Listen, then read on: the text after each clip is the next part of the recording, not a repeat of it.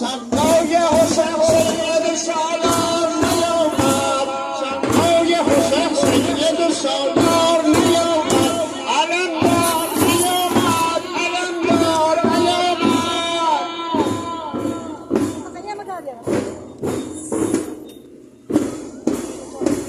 در حرم عظمت هر نفست جلوه سلطان، در حرم عظمت هر نفست جلوه سلطان.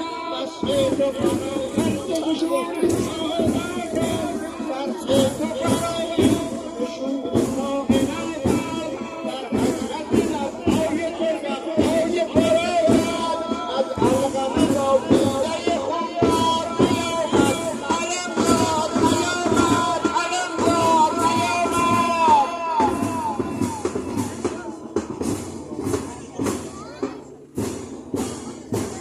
ای اهل حرم ایرانم دار نیامد، ای اهل حرم خواننده اسفندیار محمد یاری است. دار نیامد، علمدار نیامد.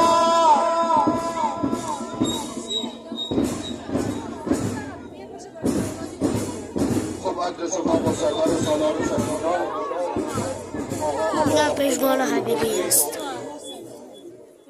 انشاءالله که همگی دست جمع کربلای معلا راز و نیاز و رفع حاجات کنید. یک صلوات ابرکثیر بر بفرمایید. بنده اصالتا از طرف خودم و نیابتا از طرف ملت شهید پرور روستای گلنگش، بالاخص شورای محترم و احیای روستای گلنگش، شهادت این دلاور مرد را خدمت یکایک ملت عزیز و بزرگ